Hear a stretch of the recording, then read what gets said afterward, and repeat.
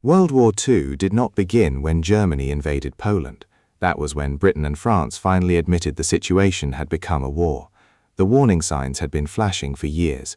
Europe had simply been pressing "remind me later." So how did the deadliest war in history actually begin? We start at the end of World War I. Germany had lost. Its emperor was gone, its economy was damaged, and the victorious countries gathered near Paris to decide what happened next. The result was the Treaty of Versailles, signed in 1919. Germany lost territory, faced strict limits on its military, and had to make large payments called reparations. Many Germans considered the settlement humiliating. The treaty did not guarantee another war. But it created anger that extremists could exploit. Then Germany suffered economic disasters. Hyperinflation destroyed the value of money during the early 1920s. The Great Depression arrived in 1929, businesses failed, and unemployment exploded. Millions lost confidence in Germany's democratic government. Enter Adolf Hitler and the Nazi Party. Hitler promised jobs, national strength, and revenge against Versailles. He blamed Germany's problems on political enemies and minority groups, especially Jewish people. These claims were lies, but lies become dangerous when they give frightened people a simple enemy. The Nazis combined propaganda, intimidation, and electoral success. Hitler became Chancellor in 1933 and quickly destroyed German democracy. Opponents were arrested. Independent newspapers were silenced. Other political parties were banned. Germany became a dictatorship. Hitler wanted to rebuild Germany's military, unite German-speaking territories, and conquer land in Eastern Europe. He also created a racist state that persecuted Jewish people and other groups. This persecution eventually became the Holocaust, the systematic murder of 6 million Jews, alongside millions of other victims of Nazi violence. Hitler then began breaking the Treaty of Versailles.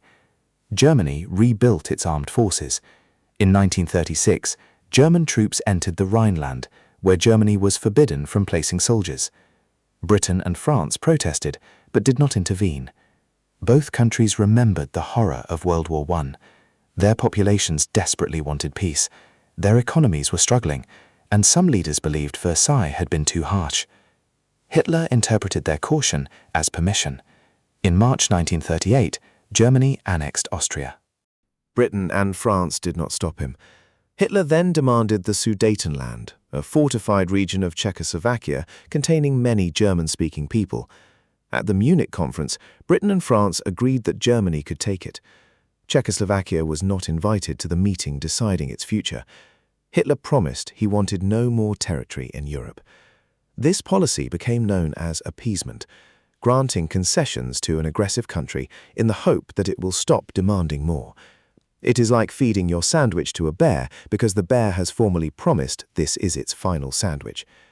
6 months later, Hitler broke his promise and occupied the rest of the Czech lands. It was now obvious that he intended to expand Germany through force. Poland appeared likely to be next. Britain and France promised to defend Poland, but Germany risked fighting the Soviet Union if it invaded. Hitler and Soviet leader Joseph Stalin deeply distrusted each other. Nazi Germany and the Communist Soviet Union were ideological enemies, so naturally they signed an agreement. In August 1939, Germany and the Soviet Union announced a non-aggression pact. Publicly, they promised not to attack each other. Secretly, they agreed to divide parts of Eastern Europe between them, including Poland. Hitler temporarily removed the danger of fighting the Soviets while invading Poland. Stalin gained time and an opportunity to expand Soviet territory. On September 1, 1939, Germany invaded Poland. German aircraft, tanks, and rapidly moving troops overwhelmed Polish defenses. The term blitzkrieg, meaning lightning war, is commonly used for this fast, concentrated style of attack. Hitler apparently expected Britain and France to protest again and then do very little. This time he was wrong. Britain demanded that Germany withdraw. Germany refused. On September 3rd, Britain and France declared war on Germany. World War II had begun in Europe. The Soviet Union invaded eastern Poland later that month, and Poland was divided despite fierce resistance. The conflict soon became global. Italy joined Germany. Germany invaded the Soviet Union in 1941, breaking its pact with Stalin. Japan attacked Pearl Harbor later that year, bringing the United States into the war. So what caused World War II? There was no single cause. Versailles created resentment. Economic collapse weakened democracy. Nazi propaganda turned fear into hatred. Britain and France repeatedly avoided confrontation. Stalin made a temporary deal with Hitler, and Hitler deliberately chose conquest and racial war. Appeasement was not simply cowardice. Leaders were trying to avoid another slaughter and needed time to strengthen their militaries.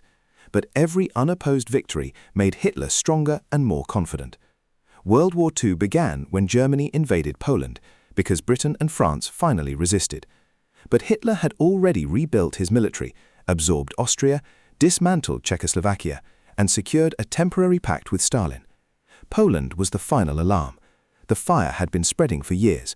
Europe had simply run out of opportunities to press "Remind me later."